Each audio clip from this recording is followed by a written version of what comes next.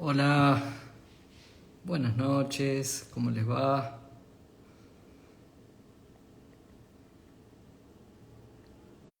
¿Qué cuentan? Bueno, se van sumando. Vamos a tener un vivo sumamente interesante. Esperamos que lo sea para todos.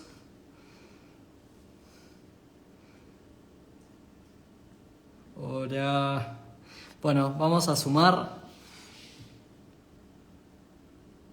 al doctor Toto Rossi y a Gabriel Vinderola. Vamos a ver si ya están por aquí.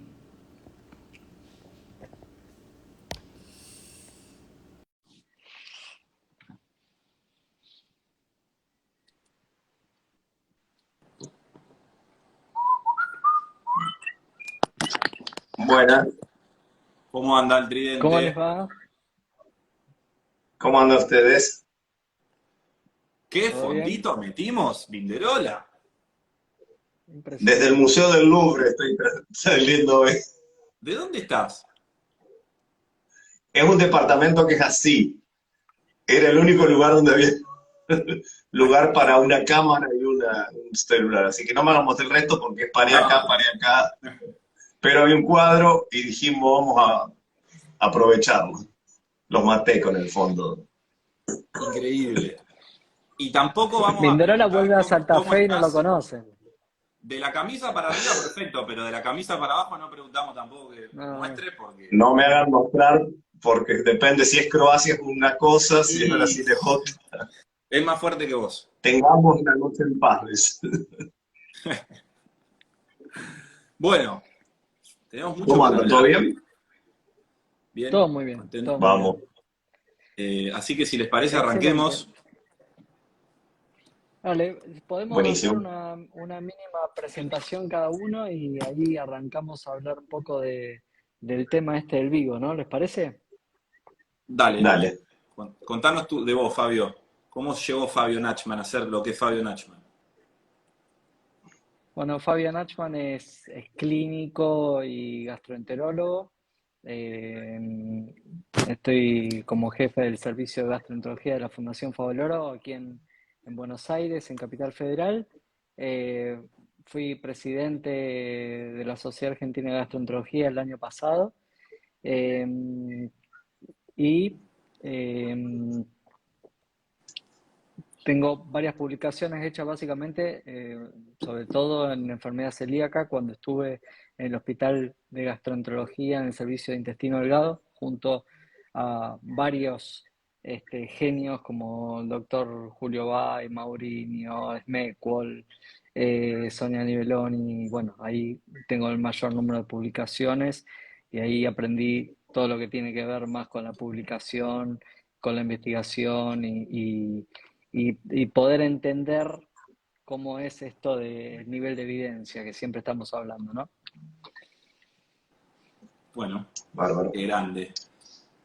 Gaby, Bueno, yo, Gabriel Vinderola, yo soy investigador del CONICET y docente de la Facultad de Ingeniería Química y trabajo en estos temas de microbiota, de probióticos desde hace ya un buen par de años y siempre tratando, como lo discutíamos, lo que estamos discutiendo en el grupito de WhatsApp que armamos antes de esto, de la diferencia cuando uno tiene que hablar ante el gran público, haciendo comunicación de la ciencia, la importancia de hablar desde la evidencia y por detrás está lo que se llama el método científico.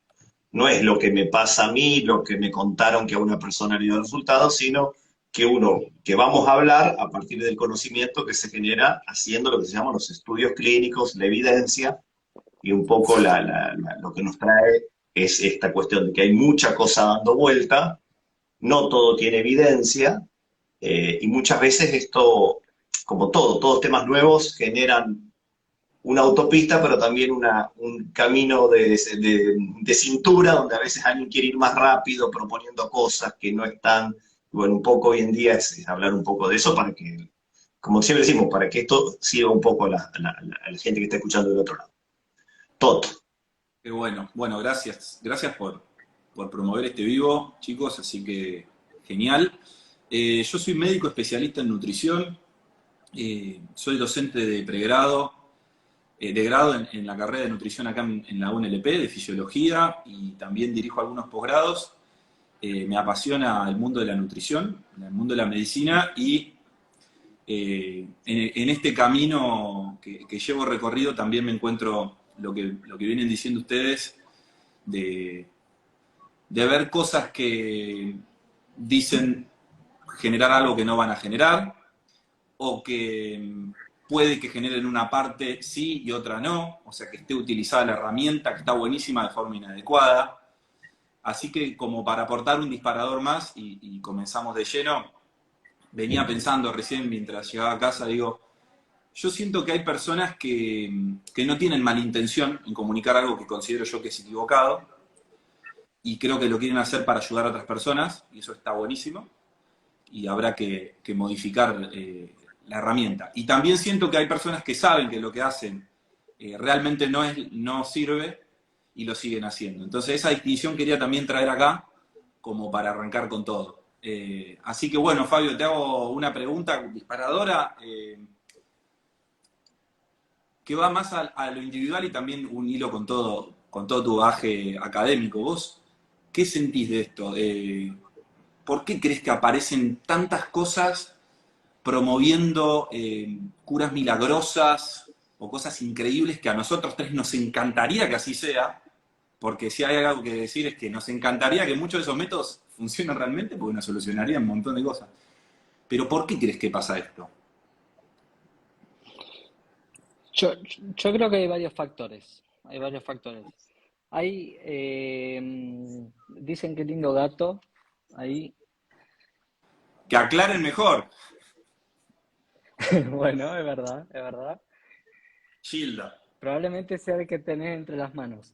Y por otro lado, para Gaby, que es bastante cholulo, te diría que este, mm, saludes a Dolly Irigoyen, que nos está viendo, me parece. Ah, Dolly, digo, oye, que me sigo y la sigo, que nos invita a comer, Dolly. Lo mejor que nos podría hacer. Con gusto iríamos. Bueno, a ver, esto tiene varias aristas, tu pregunta, Toto. Por un lado, los responsables somos los médicos. Creo que más de una vez uno escucha a un paciente que lamentablemente no fue escuchado por otros colegas y está dando vueltas por distintos profesionales sin encontrar respuesta. Eso por un lado, y uno lo ve seguido. Hoy tuve consultorio virtual y una paciente que fue girando por distintos médicos hasta llegar a un diagnóstico casi ella por descarte. Así que ella misma se hizo el diagnóstico. Por otro lado, lamentablemente no tenemos todas las respuestas en la medicina, porque justamente uno va estudiando cada vez más y van apareciendo mecanismos fisiopatológicos que pueden explicar muchas patologías, pero no están todos los eslabones armados de la cadena perfecto para que podamos contestar eso. Ojalá fuese más sencillo y iremos hablando después de poder tener un examen de la materia fecal y podemos hacer un diagnóstico preciso de lo que tiene un paciente. Sería muchísimo más sencillo para toda la medicina. Así que entre la desesperación de pacientes que no son escuchados, otros que no encuentran diagnóstico, otras respuestas que aún todavía no tenemos, es que sucede esto y aparecen huecos donde eh, se ofrecen determinados estudios que por ahí no tienen mucho aval y tienen un costo considerable. Así que creo que en parte es todo eso y bueno, iremos viendo a ver si con el correr del tiempo podemos tener más respuestas de esto que los pacientes buscan a veces porque justamente lo que andan girando es porque no encuentran respuesta a sus dolencias, ¿no? Y ahí yo, para sumarte algo, y yo también entrando en uno de los temas que íbamos a abordar, muchas veces la comunicación de la ciencia puede tener este lado B, porque uno habla, por ejemplo, venimos hablando hace cuánto del trasplante de microbiota fecal, es una técnica relativamente sencilla, es una técnica muy efectiva para una patología, que es el Clostridium difficile, con potencial para otras patologías que todavía faltan estudios de eficacia y de seguridad, pero eso encienden alertas en personas que necesitan y en personas que creen que lo pueden ofrecer. Y les puedo nombrar dos casos. Sabemos que el trasplante de microbiota fecal se indica y en todo el mundo se hace solamente para diarrea por Clostridium difficile y se está siendo estudiado en intestino irritable y en trastorno del espectro autista. Yo ya me enteré de dos casos de una clínica con base en el Reino Unido y en un país de Centroamérica, que no lo vamos a decir para no promocionarlo, donde ofrecen trasplantes de microbiota para chicos con TEA, a costos de $5.000, $6.000, $7.000, $8.000. Entonces están, aprovechando una situación de que no está validado, pero hay personas que por sus hijos harían todo lo que, y si yo estaría en esa, probablemente haría lo mismo, y digo, bueno, voy a probar porque puede ser, pero entonces, ¿dónde está ahí el límite entre la ética, el negocio, la efectividad, el riesgo, la seguridad? Ese es uno. Y después me pasó este fin de semana que alguien me pasó una foto, yo no sé si eso existirá, pero tal vez sí, de un cartelito pegado en las calles de Buenos Aires donde decía que se pagaban 12.000 pesos por materia fecal de personas sanas para personas con síndrome de intestino irritable. Y ponían un email solamente. A priori me parece que no es la forma de reclutar donantes de materia fecal, y no es tan, si a mí me pagan 12.000 pesos por la materia fecal, yo 24, 36.000 pesos al día me hago. Ese no sería el problema. El problema es qué van a hacer con eso. Y qué le prometen a esas personas y en qué condiciones va a recibir ese trasplante. Entonces, con el tema del trasplante, que es muy interesante, tiene mucho potencial, hay una sola aplicación, pero ya se abrieron por lo menos dos de estas caminos de cintura que tienen sus riesgos, tienen algo que es incierto. Incierto el riesgo e incierta la eficacia. Ese es uno de los tantos ejemplos de prácticas para las cuales son efectivas en un caso, en otros no, pero sin embargo se están ofreciendo y se están haciendo. No sé cuál es el Gaby, punto de vista de ustedes. quiero resaltar algo y aportar algo de lo que acabas de decir, que justamente la ciencia intenta dar la mejor de las respuestas con lo que tenemos. Hay un montón de cosas que desconocemos y seguramente que lo que hoy consideramos como verdadero cambiará. Pero esto pasa mucho de, por ejemplo, el trasplante de materia fecal para Clostridium difficile. Se averigua primero el mecanismo biológico, luego se hacen etapas de investigación, se comprueba que es eficaz, y en ese interín aparece estos oportunistas que dicen, bueno, si sirvió para esto, por el mecanismo biológico, también serviría para esto. Y esto es importante remarcar. Una cosa es el mecanismo biológico, que es de las primeras etapas en la investigación científica, pero después, no es por un capricho, tiene que ser evaluado por distintas etapas. Porque quizás al evaluarlo en otras etapas, en personas, en seres humanos más pequeños, en un grupo más grande, después en la población general, nos damos cuenta de que eso o no sirve o tiene efectos adversos perjudiciales.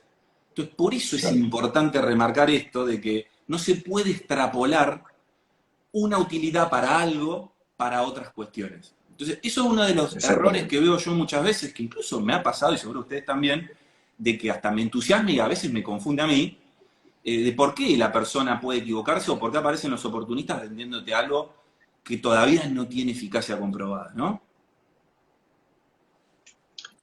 Sí, lo otro es que siempre hablamos del nivel de evidencia, ¿no? O sea, no siempre que aparezca una publicación es que esa publicación o lo que está aseverando o concluyendo ese trabajo sea la realidad absoluta. Siempre hablamos de la importancia del nivel de evidencia de los trabajos para poder ver y el criterio también para poder leer esos trabajos, ver que esos trabajos no tengan errores, no estén sesgados porque obviamente eso podría dar una conclusión, un resultado que no sea verídico. Entonces, no siempre que haya una publicación es la verdad absoluta o la realidad, y el hecho que haya o que no haya algo publicado no quiere decir que no haya otra realidad que no exista, solo que nadie aún la ha estudiado. Entonces, creo que con el correr del tiempo se van sacando conclusiones con hipótesis de gente curiosa que siempre está estudiando, y a partir de ahí es que van apareciendo nuevos métodos diagnósticos, enfermedades, tratamientos. Buenísimo. Bueno, hace poquito, yo estoy más en el mundo de la nutrición, pero seguro ustedes dos lo vieron, está el ejemplo típico de lo que dijiste vos. Sale un trabajo en una revista escandinava hablando de que la fruta predisponía al desarrollo de hígado graso, ¿no? Entonces, suponiendo que ese trabajo estuviese bien hecho, es un trabajo y en el otro lado hay un montón de otros trabajos que dicen lo contrario. Entonces, tiene una complejidad y por eso yo entiendo que genere confusión esto de la evidencia científica. Pero hay que ver todo lo que está publicado. Y si hay uno de un lado y 100 del otro, y probablemente la respuesta esté más del otro lado donde están los 100. Y encima, como si fuese complicada la cosa, hay que leer cómo está hecho ese trabajo. Cuando uno veía este trabajo, era muy gracioso porque cuando veías los grupos de intervención, uno subió 6 kilos, el otro bajó 6 kilos, y ya por reducir el peso mejora el hígado graso. Entonces, es difícil analizar la evidencia científica, es complicado. Y los que saben esto lo usan muchas veces a su favor, ¿no? Vos, Gaby, lo ves mucho, vos que estás en el mundo de los probióticos, yo te he visto publicar cosas que yo digo, hay cosas que yo leo tuya y digo, mirá, no me había dado cuenta, hay cosas que digo, qué hijo de puta, no puede ser que pase esto, ¿no? Contame qué has visto vos con los probióticos. No, ahí yo creo que un tema un poco más general al que podemos ir es la formación que las personas van teniendo para hablar de ciertos temas, porque uno sabe que cuando un profesional termina una carrera de grado, no sale sabiéndolas todas. Tomemos, creo que la carrera que más nos convoca, la nutrición, uno sale con una cierta formación y después se tiene que empezar a especializar en distintos temas. Estas especializaciones se llaman posgrados. Los posgrados pueden tener distintos colores, digamos, en lo que son profundidad, duración, y pueden ser diplomaturas, pueden ser especializaciones, puede ser una maestría o puede ser un doctorado, el más largo de un posgrado, que dura 5 años. Una diplomatura, una especialización están entre 1 o 2 años, con una cantidad de 200 horas de cursado como mínimo, 100 horas de cursado. Y en esta cuestión de las redes, yo he visto que circula una oferta de un posgrado gratuito en microbiota con 2 características. Es un posgrado que lo ofrece una empresa, es decir, no lo ofrece una institución educativa, como puede ser una universidad, lo ofrece una empresa. Y cuando uno averigua un poquitito más, es un posgrado que dura 30 horas. Al lado de un posgrado de 200, un posgrado de 30 horas es un curso, es un cursito, ¿no es? Entonces, la persona que no lo sabe dice, esta persona tiene un posgrado en microbiota. Pero ese posgrado en realidad era un cursito de 30 horas ofrecido por una empresa que no tenía aval académico, porque ¿qué es el aval académico? Que la universidad, o en Argentina la CONEAU, que es la Comisión Nacional de Enseñanza, dice, este posgrado es de calidad, los docentes son de calidad, los contenidos son de calidad. Entonces, se ofrecen posgrados gratuitos muy cortitos, que son un curso prácticamente, que no tienen aval académico, que lo ofrece una empresa que a la vez te ofrece su test de disbiosis, entonces te está enseñando de microbiota, pero en paralelo te está ofreciendo su test de disbiosis para que después vos... Entonces viene ahí toda una cuestión de cuestión ética también, de decir, che, esto no es un posgrado, esto que me están ofreciendo gratis como posgrado no reúne las características de un posgrado, no tiene aval institucional, tiene una duración que es un curso, está sesgado porque en ese posgrado permanentemente está la presencia de esa técnica para que después vos seas como un embajador de la técnica y no un posgrado. Entonces, yo creo que esa es una cuestión bastante preocupante, el tema de la oferta de educación gratuita. Cuando ese gratuita en algún momento se paga. Ese es uno de los otros temas relacionados a las cosas que yo veo de microbiota, que digo, che, este posgrado en microbiota, que recibo infinidad de consultas. Y a ustedes les debe pasar también. ¿Qué me dicen de este producto? ¿Qué me dicen de esta? ¿Qué me dicen de este test? Al final, uno tiene que estar permanentemente diciendo, mira, de ese posgrado te puedo decir que dura 30 horas, que es ofrecido por una empresa, que no tiene aval académico. Después, hacelo. Son 30 horas, no te implica demasiado. Pero lo que me preocuparía es cuando una persona acude a la clínica de esa persona y dice que es un nutricionista con un posgrado en microbiota. Está buenísimo. ¿Es un posgrado eso? Eso es una pregunta. Un pequeño aporte de esto que mientras hablaba y se me vino. Yo entiendo que las instituciones académicas, científicas, tienen un montón de errores y muchas veces no logramos abordar la problemática de las personas, pero no por nada existen, y me refiero a CONIAU, me refiero a las guías de práctica clínica, me refiero a los consensos. Yo en lo que leo, por ejemplo, las guías de prevención cardiovascular de la American Heart Association, de la europea, hay personas que revisan la evidencia, que se dedican a eso, son investigadores, y veo que publican algo, y después una persona que está en su casa, en la silla gamer, dice, no, eso no es así por tal cuestión. Y yo digo, es muy fácil desprestigiar el trabajo que hacen personas que se dedican a eso. Y entiendo que se puedan equivocar, y entiendo la frustración que puede tener la persona, pero veía ahí en los comentarios que decía, y nosotros las personas comunes, entre paréntesis, porque todos estamos en la misma, ¿cómo hacemos para darnos cuenta? Y bueno, quizás un consejo es, los consensos y las guías no son algo al azar, tienen una revisión de atrás, suelen basarse en la mejor evidencia científica disponible, así que va de la mano de lo que decís vos, Gaby. CONIAU por algo está ahí, por algo te dice este sí, este no, por algo sale de una universidad o no sale, ¿no? Y no, y aparte los posgrados como tal, la CONEAU te los habilita, creo que son por 6 años, y a los 6 años uno tiene que volver a acreditarlos, tiene que volver a presentar los papelitos y decirles, son estas personas lo que le ofrecen, tienen esta formación, estos son los contenidos, estas son las formas de evaluar. Entonces, yo creo que si después aparece algo que dice ser un posgrado, que dura 30 horas, no tiene aval académico, y a la gente la confunde, porque al final dice, che, bueno, al final esto también es un posgrado, y cuando uno lo desmenuza, eso no es un posgrado, eso es un curso ofrecido por una empresa privada, está todo bien, está perfecto, hacelo, pero sepamos que no te da la formación que te da un posgrado, que son 200 o 300 horas, y que encima tiene el aval institucional. Está bueno. Excelente. Sin dar nombres, obviamente, este tipo de empresas que ofrecen posgrado también ofrecen exámenes de microbiota para poder hacer diagnósticos, sobre todo de algo que cada vez conocemos más, pero muy poco, que es la disbiosis, que básicamente uno puede tener la sospecha clínica por la clínica y por los antecedentes, pero lamentablemente los exámenes de materia fecal no hacen el diagnóstico de disbiosis. Son empresas que están muy bien montadas, que te dan un informe hermosísimo de casi 30 páginas de colores y con especificaciones, pero a la hora de poder dar alguna explicación al paciente no hay ninguna explicación. Gaby, ¿cuál es digamos, vos crees que uno puede hacer el diagnóstico de disbiosis con un examen de materia fecal?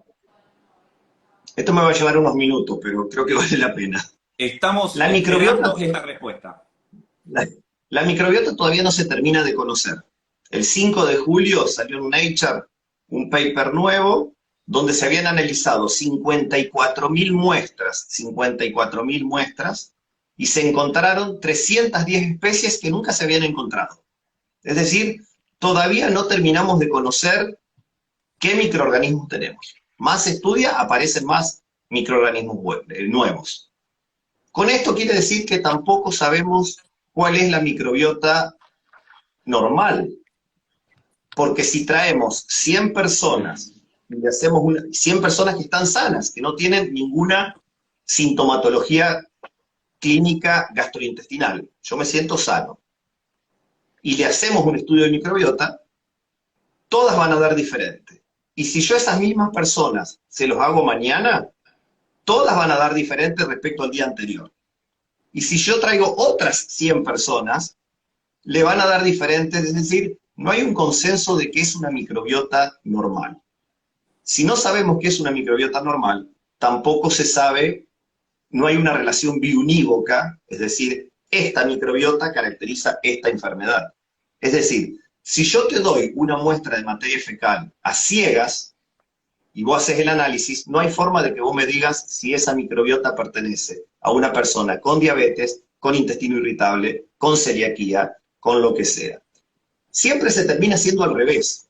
El diagnóstico empieza con la clínica, personas que acuden porque tienen distensión, porque tienen lo que sea, que es la especialidad de Fabio, y muchas veces se hacen estos análisis y claro, se ve que hay proteobacterias aumentadas, o sea, termino correlacionando lo que obtuve con la clínica, pero la clínica es la que sigue mandando. Y además estos informes muchas veces es un listado de 200 bacterias, que ni conocemos los nombres, y tenés dos columnitas. El control, esa referencia, que no hay consenso, porque ese control cambia día a día, persona a persona, y después está tu muestra. Entonces te dicen, por ejemplo, vos tenés Bacteroides fragilis 0,74 y el control es 0,33.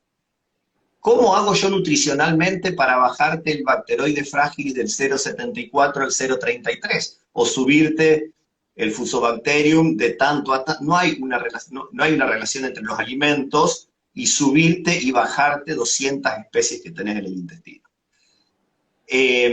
Y muchas veces cuando uno ve estos informes, después dice, vienen acompañados de consejos nutricionales y de hábitos de vida que ya todos los conocemos. Comer más plantas, entrenar, descansar, manejar el estrés. Eso sabemos que mejora la microbiota independientemente de si tengamos tal o cual bicho. Y además, otra cosa, hay muchas bacterias diferentes que hacen la misma función.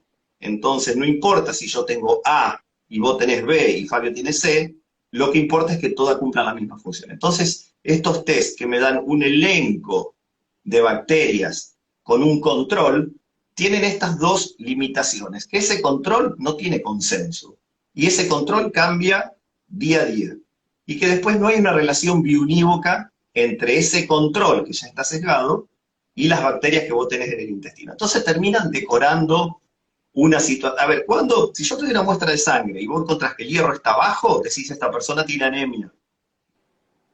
Es como bastante lineal la cuestión. En la microbiota eso es imposible decir, porque tenés 700 especies que pueden variar entre 1 y 1000 veces entre una persona y la otra, y las dos son normales. Entonces, tienen esta cuestión de la variabilidad que no nos permiten, vuelvo a lo mismo, si yo te doy una muestra de materia fecal a ciegas y no te digo de quién es, vos no me podés decir a qué patología pertenece. Entonces eso ya le resta cualquier aplicación. Hoy lo sabe Fabio, la disbiosis se sigue diagnosticando por la clínica.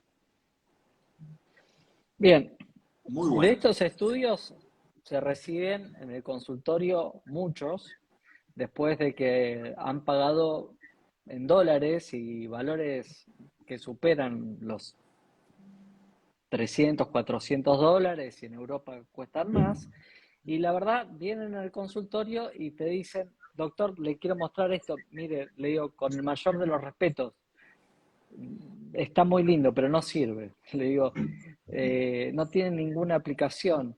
Gaby, me gustaría que me digas cómo se estudia la microbiota, ¿sí? Básicamente, de acuerdo a los diferentes estudios, y cuál es la aplicabilidad, o sea, ¿cuándo vale la pena decir, bueno, voy a estudiar la microbiota, que no es para un diagnóstico de una disbiosis, ¿no?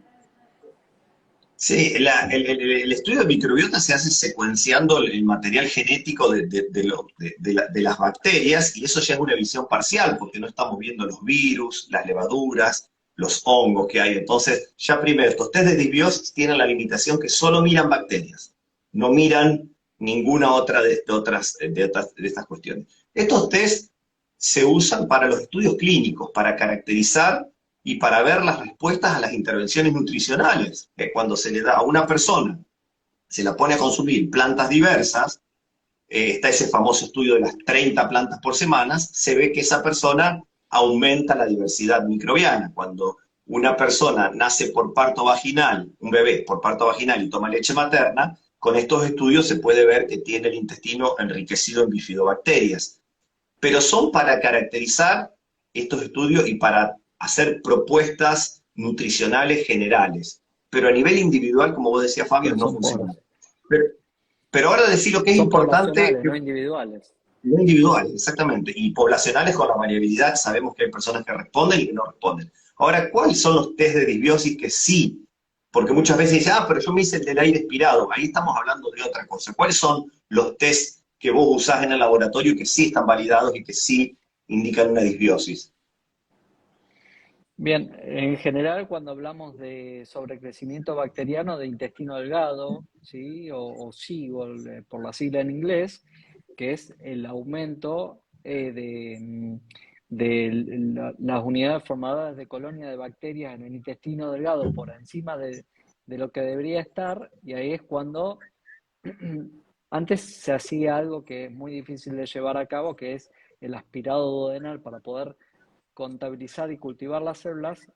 Hoy se hace de manera clínica y no invasiva el test del aire expirado, que no es otra cosa que suministrar un carbohidrato y hacer soplar un aparatito que se llama cromatógrafo, y de esa forma podemos medir cuando las bacterias metabolizan y generan hidrógeno y metano, y esto circula a través de la sangre y es exhalado y se registra una curva. Esa curva tiene valores y debe suceder a determinadas cantidades de minutos para poder decir si hay un aumento de determinadas bacterias en el intestino delgado, ¿sí? Después está, obviamente, la sospecha clínica, porque pacientes que pueden tener predisposición de acuerdo a alguna patología de sobrecrecimiento bacteriano, y lo otro que existe, que lo usamos mucho en pandemia porque no podíamos usarlo por la aerosolización, es la prueba terapéutica, que es suministrar un antibiótico destinado para esta patología y ante la respuesta era uno de los, la respuesta es el que hacía el diagnóstico.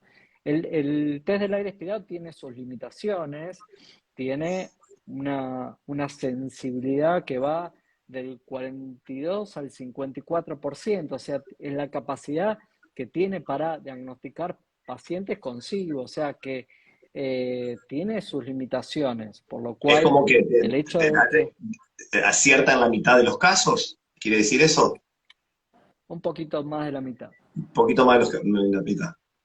Sí, y está muy discutido el tema de glucosa lactulosa. eh, Parecería ser más sensible la glucosa que la lactulosa, pero bueno, la lactulosa también lo que permite hacer es medir el tiempo que transcurre desde la boca hasta el ciego, que es la primera porción del colon, entonces puede medir también la velocidad del tránsito intestinal. Así que bueno, sigue siendo tema controversial qué sustrato utilizar. Después se utiliza el test del aire para otras intolerancias, como es la lactulosa, fructosa, sacarosa. Yo quiero, Fabio, acá hay una pregunta interesante. Dice, perdón, Toto, te pisé, sí, pero me tranqui. parece que es muy interesante. Dice que cuál es la sintomatología clínica que sugiere que podría haber una disbiosis. Es decir, ante qué síntomas la persona te va a ver a vos y vos sospechás que hay una disbiosis. ¿Cuál es más o menos un abanico de síntomas?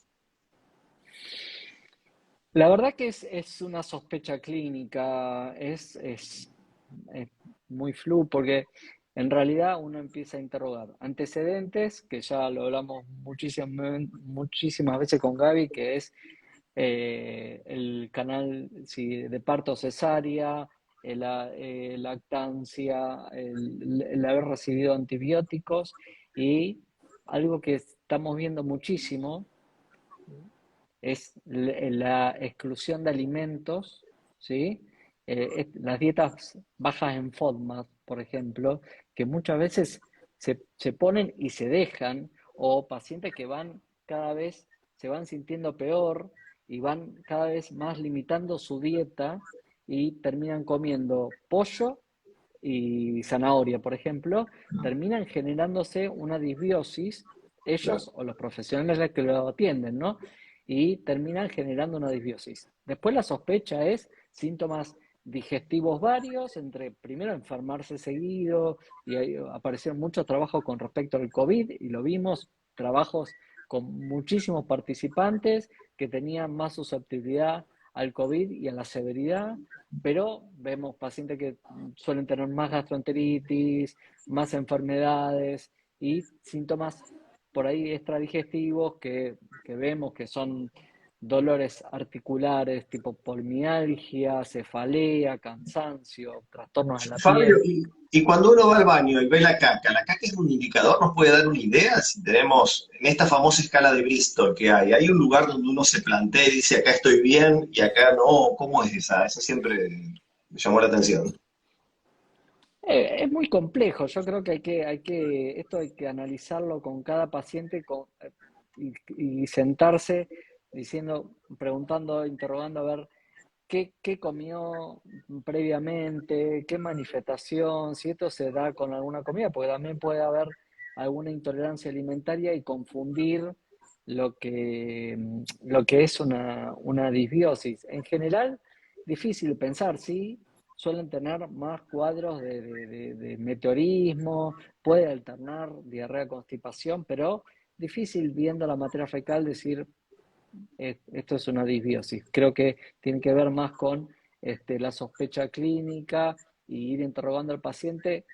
Llegado, o sea, pacientes que dicen, mire, vengo con antibiótico, vengo limitando la dieta, cada vez me siento peor, vengo tratado por cándida intestinal y por... entonces ya sabes que ese paciente tiene una disbiosis, está la sospecha clínica, pero hoy no existe ningún otro método diagnóstico, lamentablemente. Creo que alguna vez lo podremos tener, quizá acompañado de la inteligencia artificial, está dando tantas manos, pero falta muchísimo. Lo que Toto, y vos quería, en tu área, sí, no, lo no que decís. quería ir bajando conceptos de lo que vamos hablando, que me parece interesante. Eh, la gente que está escuchando y se pregunta y dice, ¿cómo yo me puedo dar cuenta? ¿Cómo puedo saber? Porque ni sé lo que es la sensibilidad o la especificidad de un estudio.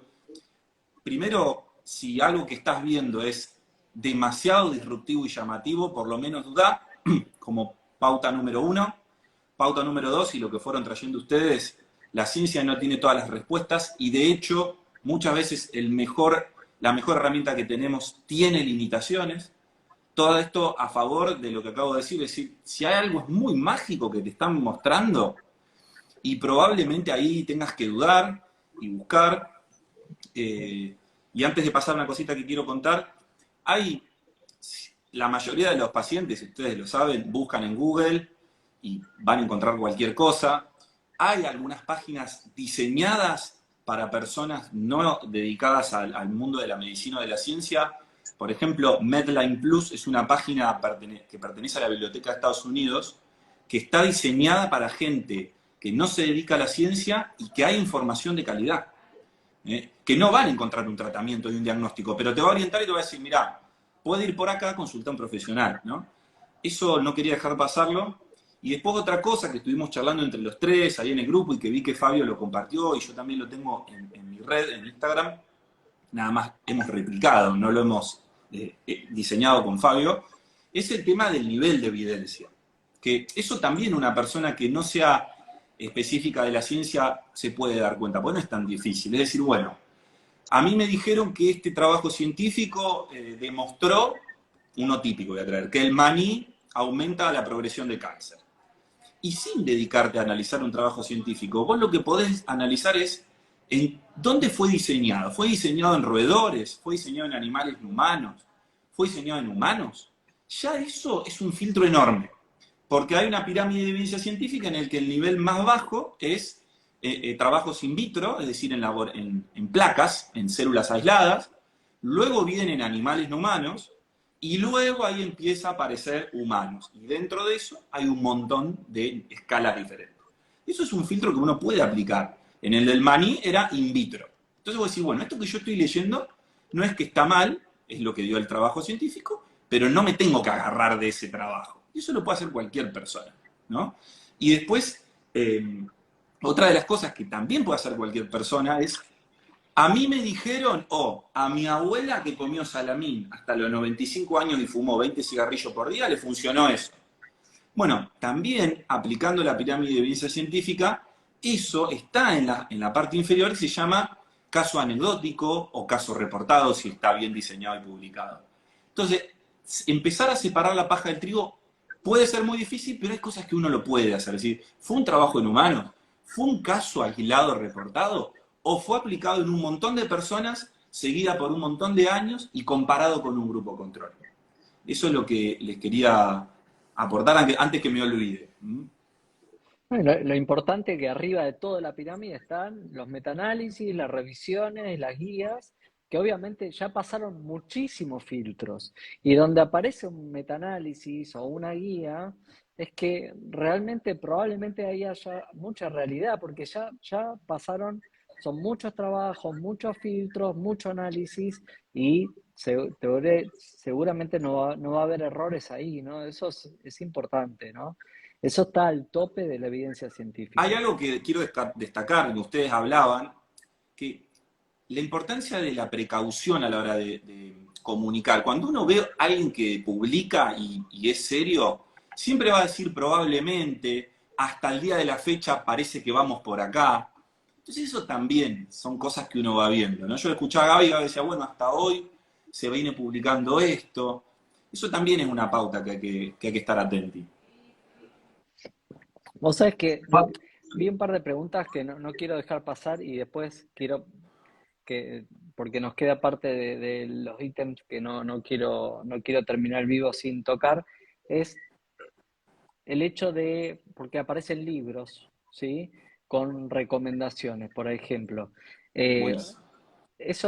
eso, la verdad que tomarlo como una terapéutica no parece serio. Realmente, aquella persona que tiene una evidencia de que tiene un tratamiento específico, lo que tiene que hacer es investigarlo, llevarlo al paper, o sea, publicarlo, para que el resto de los profesionales pueda ponerlo en práctica, no escribir un libro y, digo porque ya aparecieron varias preguntas, tal médico recomienda esto, tal médico recomienda la suspensión del azúcar, recomienda la suspensión del gluten, recomienda...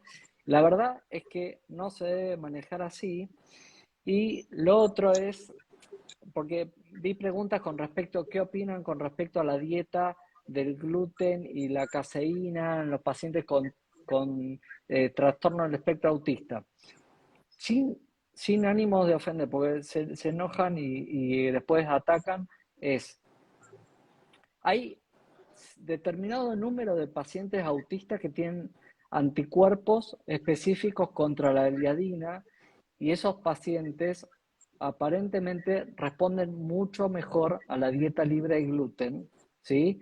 Ahora, aquellos pacientes que no tienen marcadores, hay ya metaanálisis muy importantes que no muestran beneficio con respecto a la exclusión de lo que es el gluten en la caseína. Dicho esto, no es que recomendamos no hacerlo. Obviamente que el padre de un paciente autista va a querer probar todo. La recomendación es no meterse en un grupo, estar pagando, ¿sí? Vayan a su médico de cabecera y quieren empezar el tratamiento, háganlo, porque obviamente son libres y es absolutamente respetable. Creo que nada, son tema que me toca de cerca también, por familiar, pero la verdad es que la recomendación es no paguen o métanse en un grupo para hacer algo que es sumamente fácil, ¿no? Me encantó. Toto Fabio, creo que hay un tema que es uno de los que hemos más charlado y creo que es importante abordarlo, que es esta cuestión de la información que tenemos en los genes y de cuánto de eso que tenemos codificados en los genes se termina expresando. Es decir, toda mi información genética se termina expresando y si yo tengo codificada en mis genes una alergia, esa alergia se va a manifestar. Con esto vamos a los test de genéticos, que me hacen como un mapeo genético y me dicen tal vez que tengo cosas que tal vez nunca se expresaron, o cómo es un poco la visión de ustedes sobre este tema.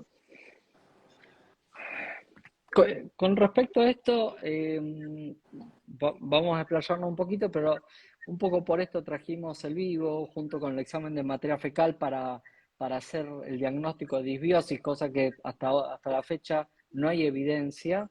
Esto es otro, los test genéticos y estos paneles de antígenos leucocitarios, para no dar nombres de empresas, que hacen el diagnóstico y cuestan entre 100 y 200.000 pesos para hacer diagnóstico de enfermedad celíaca, sensibilidad al gluten, intolerancia a la lactosa, intolerancia a la fructosa, intolerancia a la histamina. La verdad es que el hecho, les voy a traer un ejemplo muy claro. Por ejemplo, el test genético para la enfermedad celíaca. El 40% de la población que ustedes ven caminando por la calle tienen la susceptibilidad genética para tener enfermedad celíaca. El 40%, no digamos la mitad, el 40%. De esos, no llegan al 5% que en algún momento pueden desarrollar la enfermedad celíaca. Entonces, imagínense si un test genético en paneles donde le cobran fortuna, porque te juro, llegan los pacientes que ya invirtieron mucho dinero en esto y la verdad es que cuesta creerlo, ¿no? Entonces, hay una cosa que es lo genotípico, con los genes que uno nace, y después está lo fenotípico, lo ambiental, que en algún momento hace que por alguna razón la enfermedad, donde hay una predisposición genética, se despierte. Por lo cual, el hecho de tener genes para en algún momento tener la enfermedad celíaca, sensibilidad al gluten, aparte no sé qué genio puede tener los genes de sensibilidad al gluten cuando no existe publicación aún. Genes para diagnóstico de intolerancia a la lactosa que existen, tiene un nivel alto, pero con un hecho tan sencillo de pedirle que una semana no tome leche, se hace el diagnóstico y gratis el Claro, diagnóstico. a eso una punta. A veces que esté codificado genéticamente no significa que lo voy a sufrir. Y es más fácil diagnosticarlo. A ver, si sos sospechoso, deja de consumir durante una semana y bueno, y era eso, y te ahorraste 100.000 pesos. Exacto. Entonces, Y Sí, es más, o más. empezar por el fenotipo, la clínica sigue siendo la que tiene la palabra, porque por más que lo Que, tengan los genes o por más que me den esa listita de bacterias, no me dice nada. que volvemos a lo que traía Zoe, Gaby, más temprano, de que la herramienta, poder saber los genes que tiene uno, es maravilloso, es increíble. La herramienta está buenísima y se puede utilizar para un montón de cosas. Por ejemplo, enfermedades genéticas que tienen un impacto del 100% o más. Por ejemplo, una hemoglobinopatía. Y Exacto. bueno, lo Sí, sí, diagnosticás no, una no talasemia. es tan blanco. Exacto, exacto. Pero Sí. esa herramienta para algunas cosas no significa que sirva para todos. Entonces, el ejemplo que viste recién, Fabio, es magnífico. 40% le va a dar Sí. positivo para el HLA, para la celiaquía, pero la va a desarrollar menos del 5%. Entonces, Claro. tiene unas limitantes tremendas esto de los test genéticos. Tiene cosas geniales y tiene cosas que todavía no sabemos o cosas que sabemos que ya no funcionan, no sirven. estos test genéticos, a ver, hay algo que se llama medicina de precisión creciendo de manera exponencial gracias a la inteligencia artificial. En Estados Unidos hay unas supercomputadoras en Harvard que te hacen diagnóstico y uno escucha a los genetistas y existe la medicina de precisión y ellos hablan de penetrancia. Por ejemplo, la gran utilidad que tiene es, por ejemplo, pacientes con antecedentes familiares de cáncer. Uno puede saber casi en mama, en colon, con muy alto nivel de precisión, es qué porcentaje de posibilidad que tengan esa patología. Entonces, uno puede intervenir ahí y tener, digamos, un efecto protector, pero no para hacer un diagnóstico de una intolerancia alimentaria. Lo otro que se están utilizando clúster como para poder modificar la parte genética y poder evitar que en algún momento se enfermen, pero tiene aplicabilidad y esto, hasta los genetistas son muy responsables de decir, tienen todo el mapa genético, dicen, tiene esta predisposición, pero son tan responsables de decir, como a esto no podemos generarle ninguna alternativa terapéutica, no se informa, porque es angustiar a la gente y Claro. no pueden generar ninguna intervención, ninguna prevención. Sí, lo que está absolutamente claro y demostrado, ¿no? Muy bueno.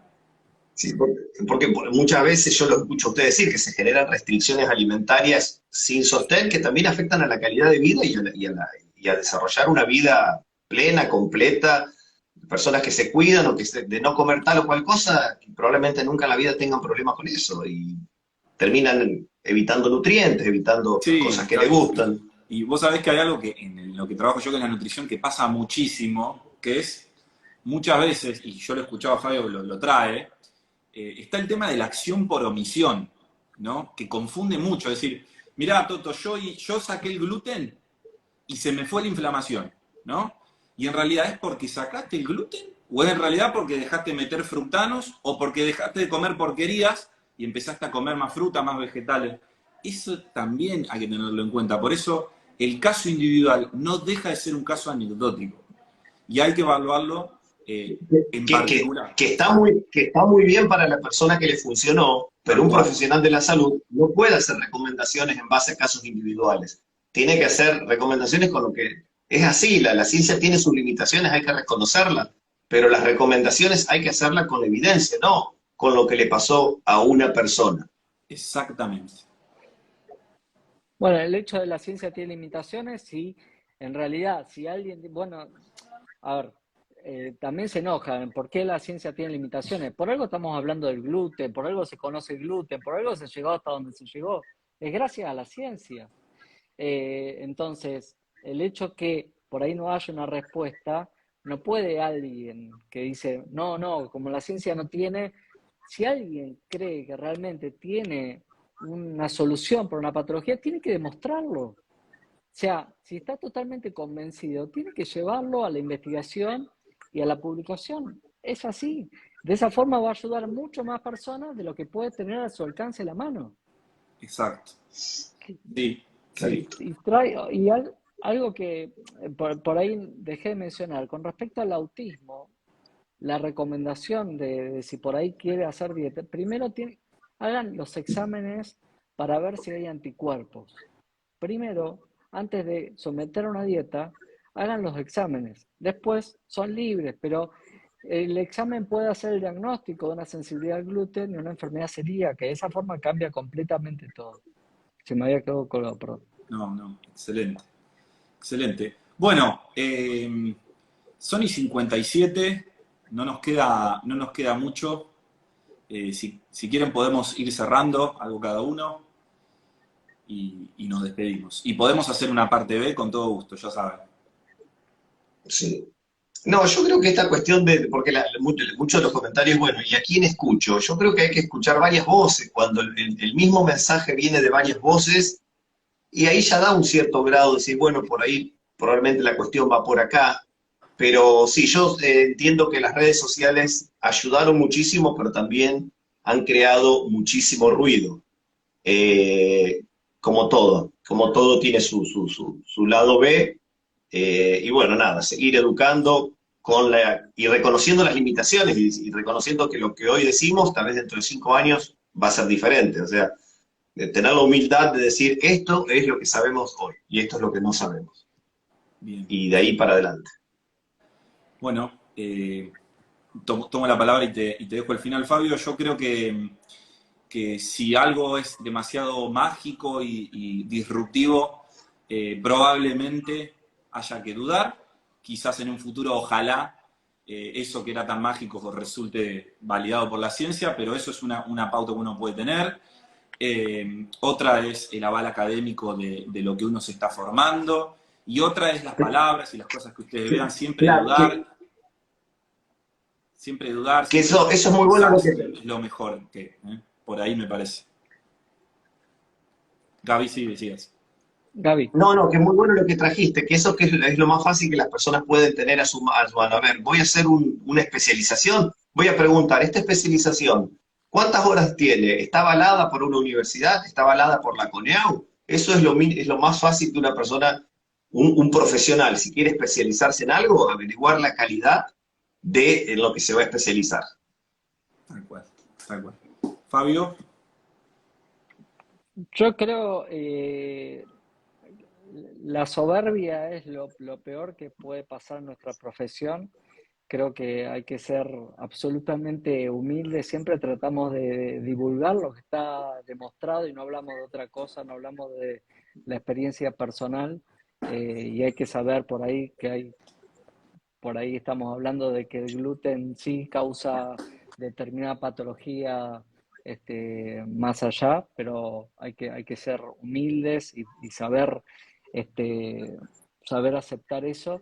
Y lo otro es que no compren programas milagrosos, no paguen fortuna por cosas que probablemente no estén avaladas. Eso, básicamente eso es lo que queríamos traer. Hay promesas de diagnósticos muy costosos que no tienen aval y que todas las guías hablan lo opuesto, de que hay que llegar al diagnóstico por otra ruta y es preferible consultar con profesionales antes, ¿no? Bueno, de mi parte agradecerles a ustedes dos, que sé que tienen un montón de actividades por este tiempo, y también a toda la gente que estuvo acá, porque si hay algo que yo tengo claro es que las personas buscan sentirse bien, estar bien. Es rarísimo que una persona quiera estar mal, así que desde ese análisis, gracias a las personas por intentar estar mejor, con sus limitaciones o sus herramientas, intentar buscar pasarla mejor. Así que mis palabras son de agradecimiento para ustedes y para las personas. Gracias a ustedes. La verdad que la veníamos pensando a este vivo y yo creo que pudimos hacerle algún aporte, humildemente. Bueno, muchas gracias a los dos. Esperemos no haber defraudado a estas 500 personas que estuvieron escuchándonos ahí.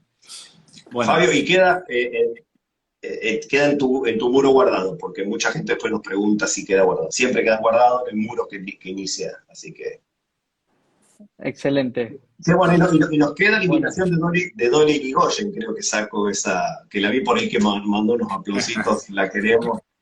Le mandamos un abrazo, que tanto ha aportado. Ya la vamos a invitar, Bueno, buenísimo. Nos vemos. Buenas noches para todos. Hasta la próxima, chicos. Nos vemos. Saludos.